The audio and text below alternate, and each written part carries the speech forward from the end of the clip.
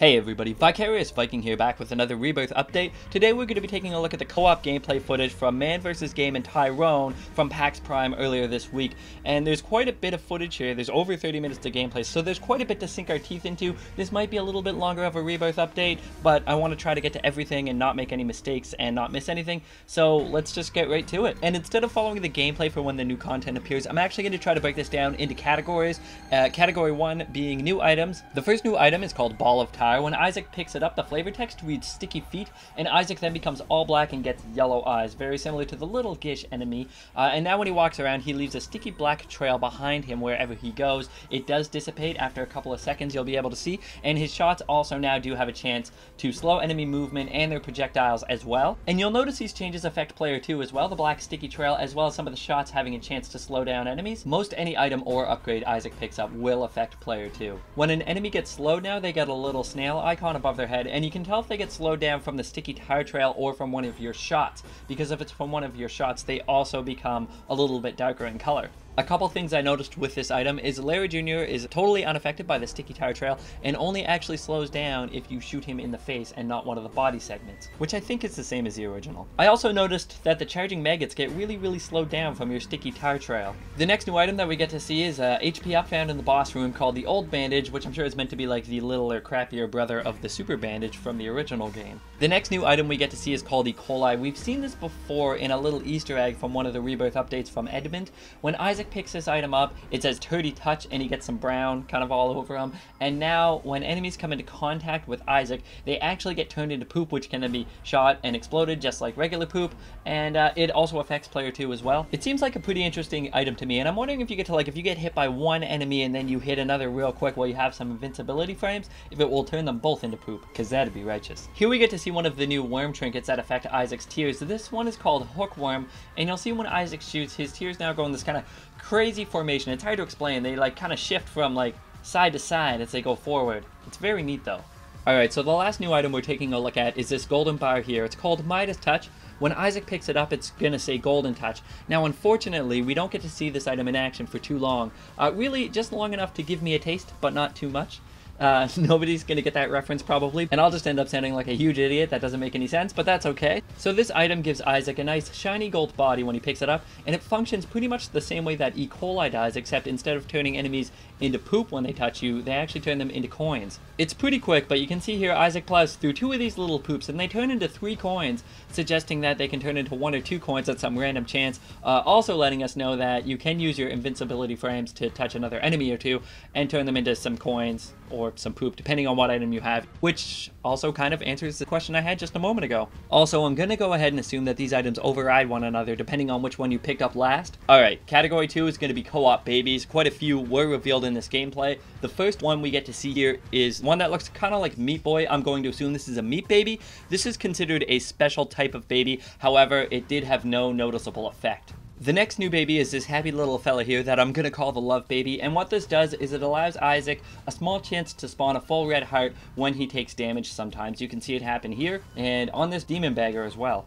When this baby dies, it drops a spirit heart for the player. However, its health was a spirit heart at the time. I'm assuming if it had red heart health at the time, then that's what it would have dropped for the player instead. The next new baby we get to see is this crazy looking one that just spawned in. We don't get to see what it does, unfortunately. It doesn't live very long. Actually, it dies right now, so there you go. That's all you get.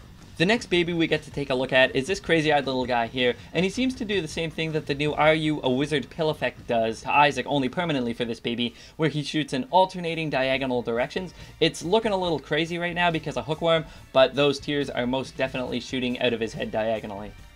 Alright, this next baby is awesome. When it spawns in, you'll see it here. It's all black with red eyes, it's got big ears, and a big black horn on its head, and it shoots gigantic black tears, which I'm gonna go ahead and assume do at least a little bit more damage. Man, that baby looks badass.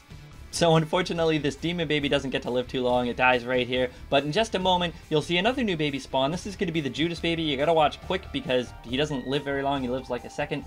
You can see he drops in right now, and then he's pretty much dead. But then we get to see another new baby, which is the homing baby, which has, it looks like the spoon bender effect on his head, and obviously shoots homing tears. Once again, the homing effect is a little hard to make out because of the hookworm craziness, but rest assured that is in fact the case. Now this baby doesn't get to live very long either. it actually dies in the next room or two to this new enemy here, and this is the last new co-op baby that we get to see, so this should make a great segue into the next category, which is going to be new enemies. And since we're here, let's just take a look at this guy. It's a gray pulsating statue that draws the player towards it. It has these animated rings under itself to indicate that this is happening. It seems to do contact damage, as that's how it seems to kill the homing baby, and there's spikes around it, so it's obviously going to be a little tricky to get around. And don't ask me why man is trying to kill it. It's obviously not like a killable enemy, and the doors are wide open. The next new enemy I'm going to show you guys are these little wall spiders here. They are stuck to whatever wall that they're on. They shoot 3 shots in a row at you, and then they kind of scurry along the wall and shoot 3 more, and so on and so forth. And in a room like this with one on each wall, it does seem like they could get a little bit hard to deal with. This next room actually contains 2 new enemies, the first being those freaky looking melty faced littler guys, which don't seem to do a whole lot except come at you very slowly, and they probably do contact damage if they were to hit you, and they also leave a small trail of red creep behind them, which I'm sure would do damage if you were to walk over it as well. And then in the middle we have the fatty, and he just kind of lumbers around. I'm sure he does contact damage, but he also has this cool fart attack, and when he does it, it pushes the enemies around him outwards, and I'm sure if you were to get too close to it, it would knock you back as well. The next new enemy is this cool looking spider. We only get to see it for a second though, and it does get slowed immediately, so it is probably supposed to move a little bit faster than it does, and then it dies pretty much right away, so that's all we get. Another new enemy here is this floaty, fuzzy butthole looking thing. They seem to move like boom flies. They just kind of float around at an angle. They can go over rocks and stuff, and then they bounce off walls, and they can also bounce off each other. And it has this attack where every once in a while it will shoot at 6 shots in all directions. And overall, they don't really seem too bad. Here we have what appear to be a hollow, headless, blood-filled fatty, only a little bit wider and covered in blood, and they spew blood at you from the giant hole where their head is supposed to be. Their projectiles look pretty sporadic. It looks like they can fire anywhere from 3 to 5 shots, and they can go in all directions, and the range seems to vary from not very far to like halfway across the room. Alright, here we have another fatty variant, and these ones are missing more than their head. They're actually missing half their body as well. At least they have part of their big fat spinal cord intact, I guess, but these guys don't seem to do a whole lot. They just wander around and leave some flashing red creep underneath them, and then die. Another new enemy are these guys here. They're like a mobile version of the stationary turrets that pop out and shoot at you, and just like them, you can only hurt these guys when they pop out and shoot at you, and they won't pop out and shoot at you unless you don't hit them with a tear or anything for a couple seconds.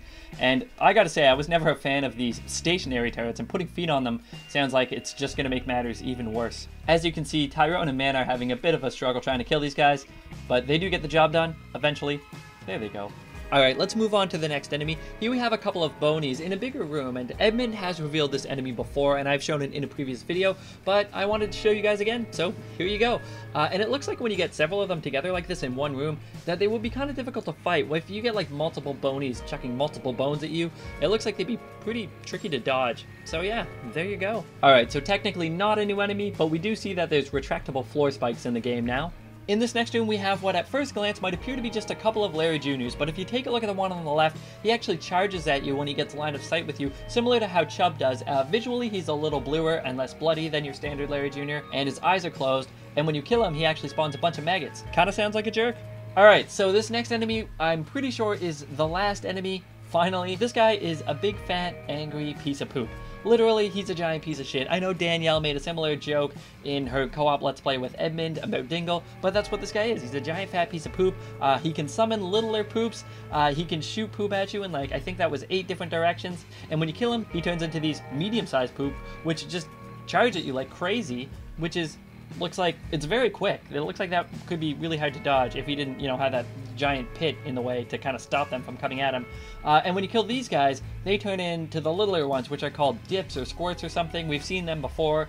Dingle spawns them, this big guy spawns them, and they don't do a lot. They just kind of slide around. Alright, that's going to do it for new enemies, guys. Let's move on to the next category, and that category is everything else. Basically, anything I couldn't fit into previous categories. There's just a few more things I want to show you guys, but I'm going to try to do them a bit more rapid fire as this video is getting a little long, so let's get right to it. Here's a cool new room. For some reason, these bombs don't create bridges over that water. Arcades can look different and have different gambling options. I'm sure this layout is just one of many. And look, key beggars. Here's a cool new room. Tiny little maggots on the ground, which, if you're anything like me, once you see, you will never be able to unsee and then see everywhere. Here's what jumping down to the next floor looks like. I thought it was a very neat transition effect. Also, here's what that screen looks like. Also, that guy's a jerk. Poor Isaac.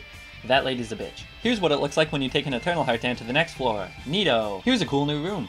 Oh wait, sorry, that's a totally boring room. Here's a cool new room. Here's that Are You a Wizard pill that I talked about earlier but never did show. See? Told ya. I wasn't making that shit up, man. The pill effect lasts for a few rooms, so it's either based on a certain amount of rooms or time. Not sure which. Balls of steel. Alright, that's gonna do it for this video, guys. I want to thank you very much for watching. For more Rebirth updates, you can check out my channel and subscribe to be notified of when I come out with new videos. Also, check out bindingofisaac.com for developer updates. My name's Vicarious Viking. You guys have a great day, and I'll see you later. Bye!